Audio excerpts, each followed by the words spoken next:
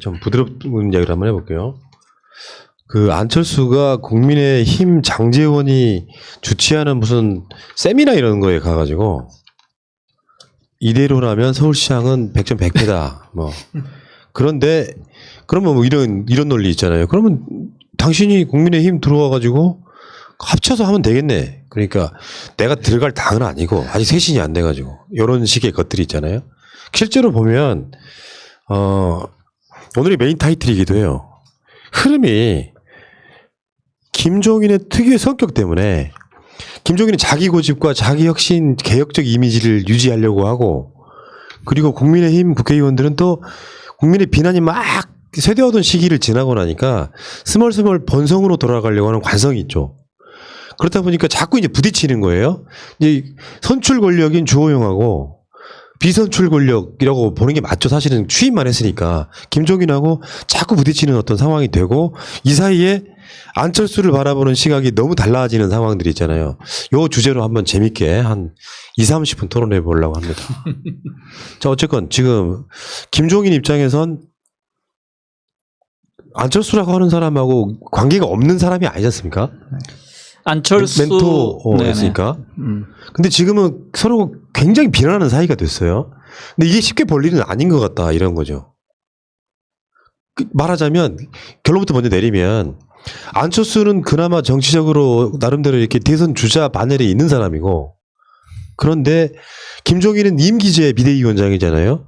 그러면 이 상황에서 안철수가 필요한 국민의 진 기득권들이 결국에는 김종인을 팽하는 상태가 올 수도 있겠다라는 생각을 한번 해본 거죠. 우리들 입장에서.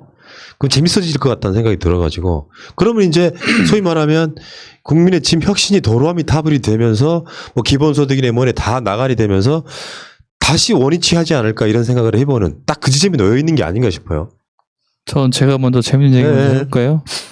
저는 안철수 1대1로는 100점 100패라는 거 보고, 전 사실은 안철수가 외교 정책을 얘기했나? 그 중국의 무슨 국가 전략이 1대1로 뭐 경제 정책 있잖아요. 그래서 처음에 제목을 잘못 봤나 했더니 보니까 또 통합 연대 어렵다 그러니까 중국 얘기인가로 헷갈렸었는데 별로 재밌지 않은가 보네요. 근데 저는 이거 이제 항상 보면서 느끼는 게 뭐냐면, 김종인 씨가 국민의힘 당에서 뭐 당대표를 하고 계신데, 김종인 씨가 왜 국민의힘에서 당대표를 하는 것인지, 그 사람의 역량이나 그 사람의 캐리어가 정말로 이렇게 제1야당을 이끌 정도로 되는 것인지 전 진짜 의심스럽거든요. 오늘 그 안철수 베이비께서 하신 말씀, 그 당대표를 맡고서 지지율이 오르지 않았다라는 부분에서 저는 개인적으로 동의하거든요. 그리고 그래서 항상 김종인 씨가 왜 제1야당의 당대표가 되고 항상 추대를 해야 된다고 목소리가 나오는지 그게 제일 궁금해요. 아마 듣고 계신 분도 그게 궁금하실 것 같은데 혹시 아십니까? 근데 김종인은 이런 그 주장을 할 수 있습니다. 나 때문에 20% 이하로 안 내려갔다. 그러니까 지금 뭐 28 혹은 뭐 30 정도까지 간 당 지지율이 나 때문에 10은 득이 됐다라고 생각할 수 있거든요. 그러니까 저는 정치적 경륜 면에서, 그리고 정치를 바라보는 시각 면에서는 김종인이 안철수보다 훨씬 뛰어나다고 생각합니다. 그리고 김종인은 안철수의 실은 정치적인 그 내공을 이미 파악하고 있어요. 별 볼 일 없다. 그게 2012년 대선 과정에서 윤여준, 김종인 등이 멘토 역할을 했었거든요. 근데 그때 본 겁니다. 안철수는 내용이 아무것도 없구나. 그냥 국민들이 그 아무런 근거 없이 띄워준 인기 위해서 그냥 부유하고 있는 사람이지, 이 사람은 현실을 찾건, 그러니까 정치에 대해서 ABC를 모르는구나. 그래서 오늘 아마 그 기자들 대상으로 어제 이낙연 대표가 했던 그 토론회를 한 것 같아요. 거기서 제가 오면서 들었더니 김종인 안철수라는 사람은 국회에서부터 국회의원부터 역할을 충실히 하는 정치를 좀 배워야 된다라는 얘기를 하는데, 기본기 안 돼 있다는 거지. 근데 김종인도 착각을 하고 있습니다. 이미 안철수는 국회의원을 한번 했어요.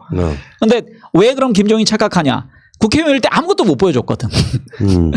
국회의원 한 거를 그 정당 대표가 까먹을 정도로 이 사람이 아무것도 안 했다는 얘기입니다. 그래서 저는 그 근본적으로 어떤 생각을 하냐면요, 국가를 이끌고 싶은 사람들은 이 과정을 저는 꼭 거쳐야 된다고 생각합니다. 첫 번째는 국회의원을 반드시 한번 해야 된다.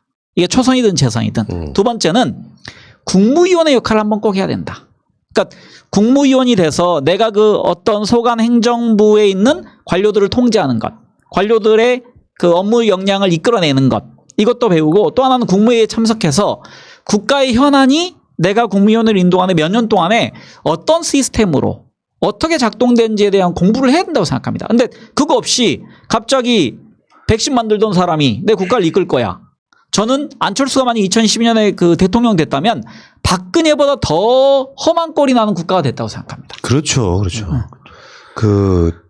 나는 이제 김종인과 안철수 두 캐릭터가 비슷해요.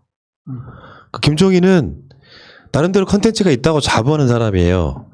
대한민국의 경제 관련은 자기가 최고 석학이라고 생각하는 사람이야. 더 하나 똑똑하다고 생각해. 안철수는 어떤 점에서 캐릭터가 비슷하냐면 그 김종인과 비슷한 정도의 똥꼬집. 근데 진짜 비슷한 케이스는 뭐냐면 뒤끝이 있어요.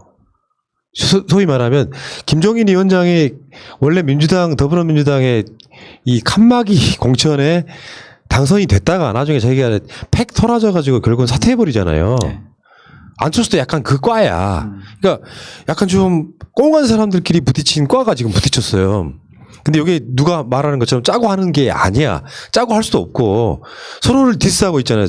예를 들면은 안철수 국민의당 대표는 자유시장 경제를 모르는 것 같다. 이거 치명적인 거거든요. 예를 들면 바보 만들기가 되기 때문에 그런 면에서 이게 앞으로 저쪽 세력들의 연대나 연합이 있어가지고 굉장한 시발점이 될 것 같다는 생각이 들어서 제가 이 의제를 갖고 온 거거든요.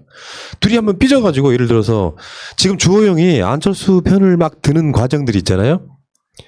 이러면서 견제를 하기 시작하면 특정 순간에 김종인이 욱할 때가 분명히 올 겁니다. 김종인 스타일이 하다가 그만두는 게 이 사람 선수 약간 좀 자기 캐릭터야. 그러면서 쇄신도 안 된 상태로 내가 뭐 하면서 약간 좀 토라지는 상태로 그만두는 상태가 되면 결국엔 한쪽에서는 비난이 쏟아질 거고 한쪽에서는 쇄신이 아니니까 김종인이 완주하지 못하면 그 당은 쇄신한 게 아니거든요. 지금 현재로서는. 그러니까 김종인이 지금 당에 그 진입하는 것을 한 사건 막으려는 대표적인 사람이 두 명 있습니다. 첫 번째 홍준표예요. 그러니까 홍준표는 옛날에 구원도 있고 서로 주고 내뱉은 그 설전도 있었고 그 다음에 홍준표가 그 얘기했습니다. 그 은행으로부터 뇌물 받았을 때 내가 김종인 수사했었다. 이런 강력한 디스를 했었는데 홍준표도 요즘은 그 김종인 대표에 대해서 그렇게 센 발언을 안 하고 있습니다. 왜냐하면 당에 들어와야 자기가 대권 후보로 뭔가 이렇게 뛰는 준비라도 할 수 있다고 생각하고 저는 안철수의 목적도 결국은 보수 1야당 그러니까 제1야당의 후보가 돼야 자기에게 미래가 있다고 그걸 알고 있습니다. 그런데 가장 자기를 지금 가로막는 사람이 김종인이에요.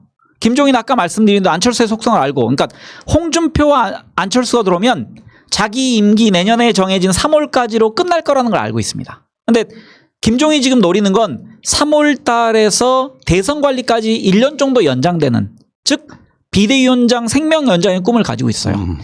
이부지오프를 마셔야 되는데 그거 불가리스나. 근데 어쨌든 안철수가 당에 들어왔을 때 홍준표가 당에 들어왔을 때 자기의 위상이 약화되는 것 그리고 자기가 대권 관리 구도에 못 가는 것 이것 때문에 큰 싸움이 앞으로 벌어질 거라 생각합니다. 그런데 안철수가 지금 만나는 사람 보면은 김종인 비대위원장과 대척점에 있는 사람들을 주로 만납니다. 그러니까 뭐 장제원이 대표적으로 홍준표 뭐 들어오자 김태호 들어오자 이런 얘기하는 약간 김종인 체제의 그 안티 성격을 띈 사람이거든요. 당내에서. 그러니까 그런 데 가서 포럼에 참석해서 어제 제가 그 강연하는 거 봤는데 좀 여유롭게 강연하는데 정치에 ABC도 모르는 사람이 무슨 정치에 대해서 설명하고 있어서 제가 한참 웃었습니다. 진짜 자기 정치도 모르는 사람이 가서 그걸 강연이랍시고 하고 있는데 아니 사실 뻔한 이야기 아니에요? 네. 아니 그 서울시장 선거 1대1로 붙어도 못 이겨 이 사람들아. 1대1로 붙지 않으면 못 이긴다고 말하는 말도 안 되는 소리가 있어. 그러니까 그 얘기하면서 역시 안철수는 아직도 자기애가 너무 강하다 생각을 한 게 뭐냐면 1대1로 안 돼.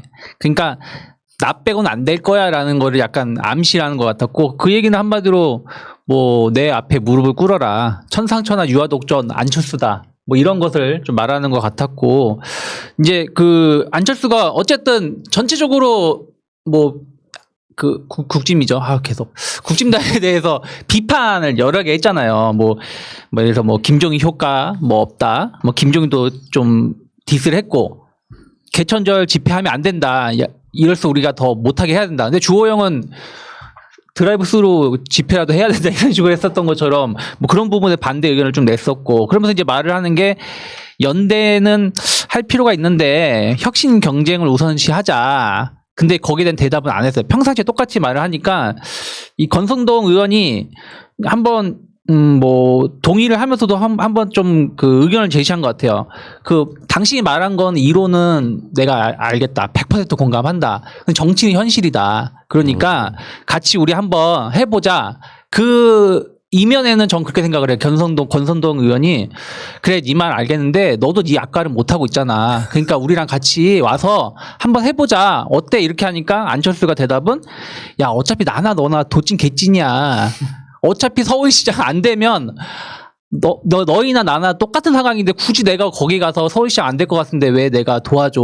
그냥 그거 끝나고 하면 어떨까라는 또 발언을 한 것이 아닌가 생각을 하고 표준말 있고요. 지킴이로써 독인 개긴이 표준말. 아, 예. 독인 개긴이야. 근데 안철수는 표준말 안 쓸 것 같아서요. 그리고 이제 그러다 보니까 주호영의 평가는 뭐 이건 제가 억지로 갖다 붙인 거지만 지금까지 이런 맛은 보지 못했다 한 것처럼 안철수 하는데 아, 왜 안철수인지 이제 알겠다라는 것을 느끼면서 집에 돌아가지 않았을까. 저는 사실은 그 철수 베이비랑 김종인 비대위원장이 계속 싸우면서 이렇게 좀 영역을 넓혀가는 게 아닌가 관심도 받아가면서 이런 생각을 했었는데 근데 성격 자체가 꽁하고 이렇다고 서로 그렇다고 하니까 아 그게 아닐 수도 있겠구나라는 생각에 좀 동의하고요. 그래서 저는 이제 안철수 베이비가 그래도 조금 빵점이 아니라고 생각했던 부분은 집회 관련해서 어떻든 간에 집회라는 것이 사람들에게 계속 동의를 얻어내고 설득하는 과정인데 그 지금 뭐 광화문 집회나 이런 것들이 그걸 못하고 있다. 그러니까 하지 말자. 이 부분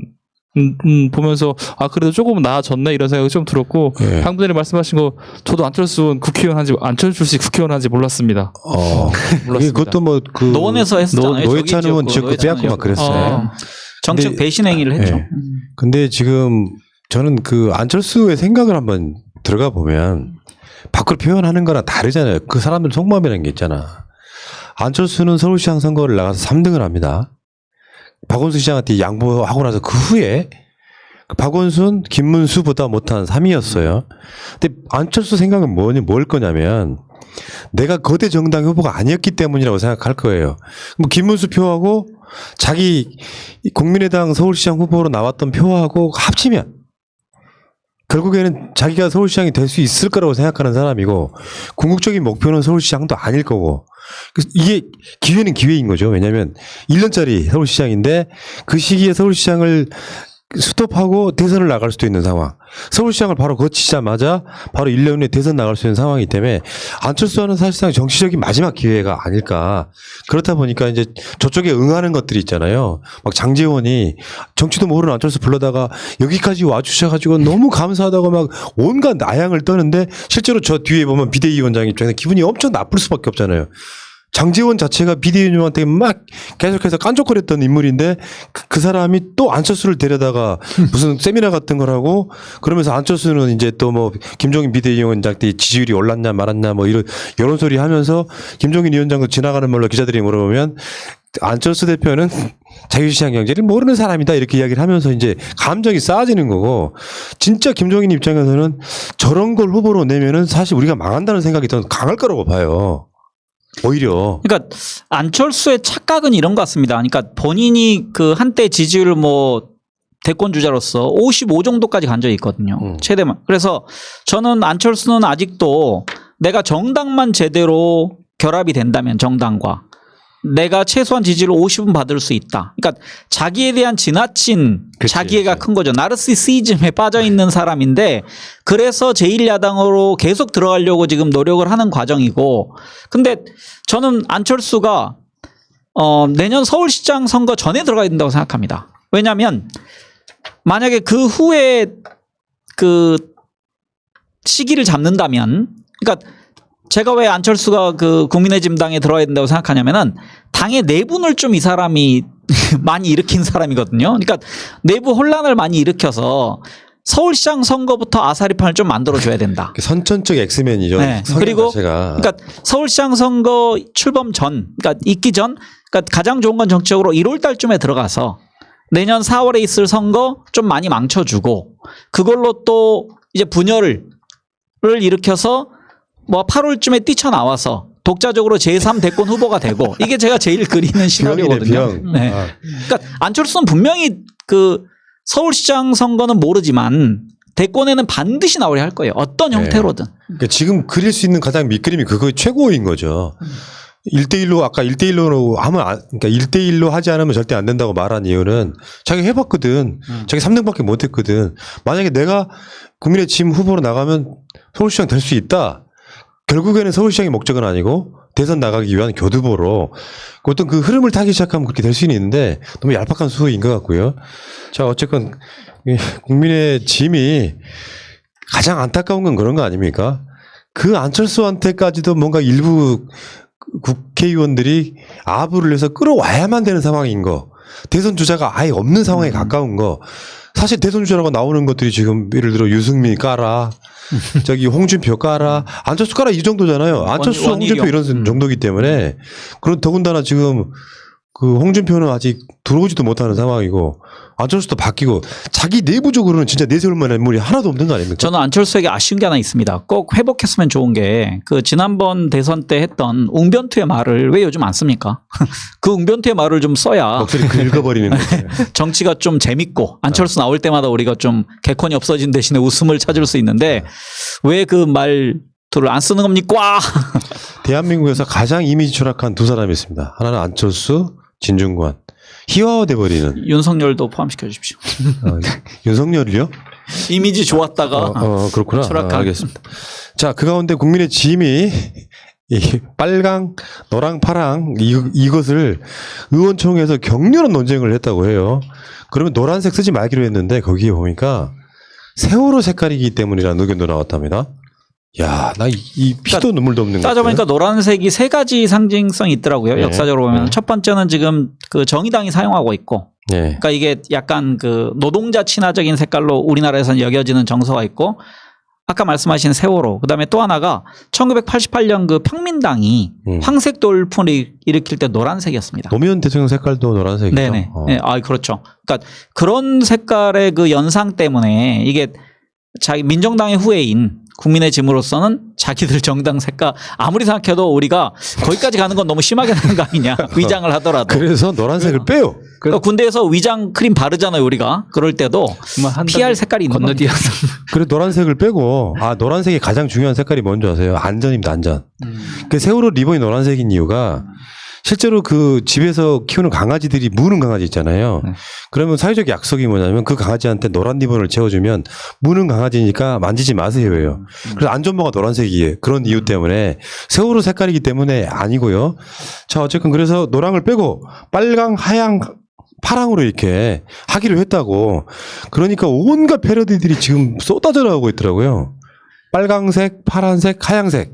그래서 색깔들을 보면은 지금 이거 패러디인데요. 국민의힘 노랑, 빨강, 파랑 이렇게 만들어지는 것도 있고. 조선 노동당 비슷하게 돼.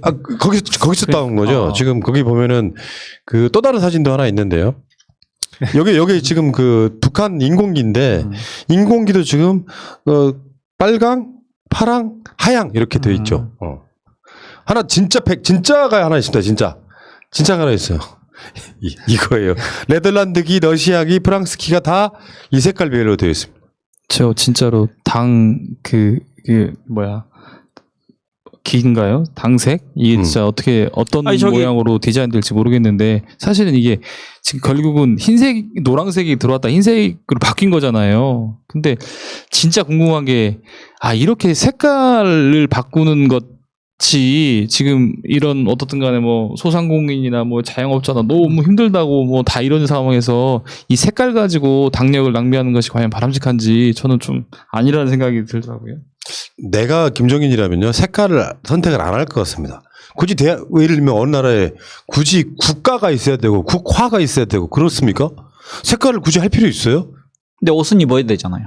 이게 나중에 선거 때. 당색이라는 게 내년 당장 입어야 되는데 3월에. 당 깃발도 아니고 당색이라는 게 아니 뭔가 그 색깔을 토대로 주로 이제 점퍼를 만들죠. 그러니까 색깔을 선거 때 토대로. 상징색을 만드는 의미가 있는데 지금 저 프랑스 국기는 실은 자유평등 박애를 나타내는 굉장히 고상한 뜻인데 네. 그 뜻이 과연 국민의힘에 있는가? 그리고 또 하나가 지금 저기 이미지 준비 안 된 것 같은데 만주국 국기가 그 새 색깔 이 노란색 바탕 위에 있습니다. 일본?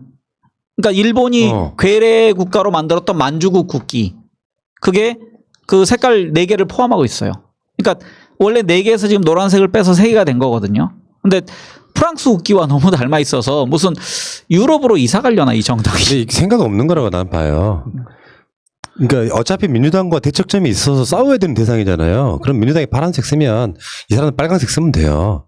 가장 단순한 것이 가장 위대한 거라고 생각이 들어요. 그러니까 예를 들어서 선거철 됐는데 점퍼를 입고 나타났는데 파란색도 있고 노란색도 있고 검은색도 있고 그럼 그게 무지개색이 되지.